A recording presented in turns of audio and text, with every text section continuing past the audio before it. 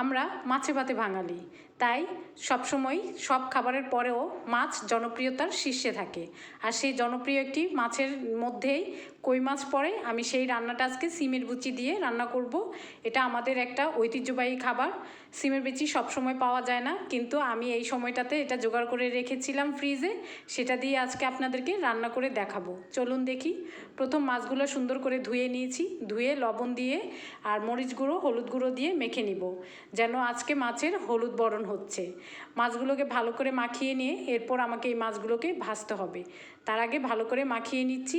দেখুন আপনারা, এখন আমি ফ্রাই প্যানে তেল গরম করে সেই তেলে মাছগুলো ভেজে নিব। একটা একটা করে এক পিঠ প্রথম ভাজা হয়ে গেলে তারপর আমি উল্টো করে আরেক পিঠ ভেজে নিব। মোটামুটি একটা ভাজা হবে, খুব শক্তও না খুব নরমও না। ভাজাটা হয়ে গেলে তারপর আমি নেক্সট প্রসেসে চলে যাব। এই কই মাছ কিন্তু আমার খুব ফেভারিট একটা মাছ। আর কার কার পছন্দ তারা কিন্তু অবশ্যই আমাকে জানাবেন।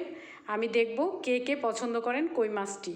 আমি কিন্তু মাঝখান দিয়ে একটু ফেড়ে নিয়েছি, যেন সুন্দর করে তেল মশলা ঝোল সব কিছু ঢুকে, সেজন্য। যাই হোক, আমার মাছ ভাজা হয়ে গেছে। এখন আমি হাঁড়িতে তেল দিয়ে নিচ্ছি।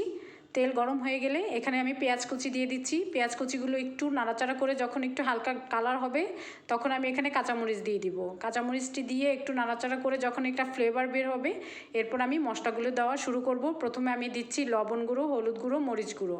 এগুলো দিয়ে আমি সুন্দর একটু পানি দিয়ে কষিয়ে নিব। কষিয়ে যখন এটা একটা তেল ভেসে উঠবে তখন আমি এই যে সিমের বিচিগুলো বের করা, এটা কিন্তু ফ্রোজিং করা ছিল, বরফ এখনও ছুটে নেই। তারপরেও আমি এটা ফ্রিজ থেকে নামিয়ে ডাইরেক্ট আমি দিয়ে দিচ্ছি। কোনো সমস্যা হবে না, আপনারা এভাবে রেখে সারা বছর খেতে পারবেন। সেই সিমের বিচিগুলো আমি এখন দিয়ে দিচ্ছি। দিয়ে সামান্য একটু নাড়াচাড়া করে নিব, যেন মশলাটা এটার ভিতরে ঢুকে আর একটু কষা কষা হয়ে যায়। একটু কষা কষা হয়ে যখন শুকিয়ে আসবে তখন আমি এটাতে একটু পানি অ্যাড করে দিব।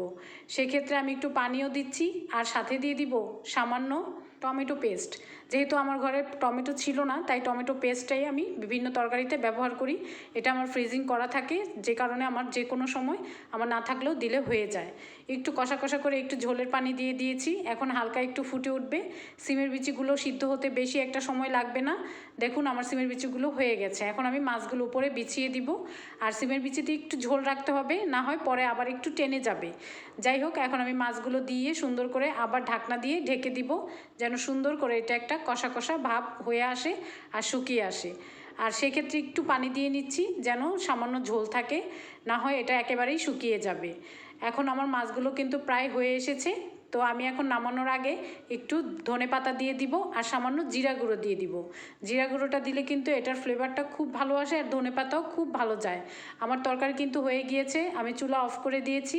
এখন আমি সার্ভ করে নিব।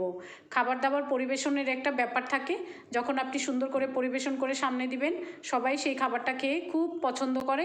পরিবারের সবার কথা ভেবেই তো আমাকে সেভাবে প্রয়োজন মেটাতে হবে, তাই না বলুন তো? তাই আমি সুন্দর করে সার্ভ করে নিচ্ছি। সার্ভ করে এখন আমি এটা গরম ভাতের সাথে দিব এবং খুব ভালো লাগবে।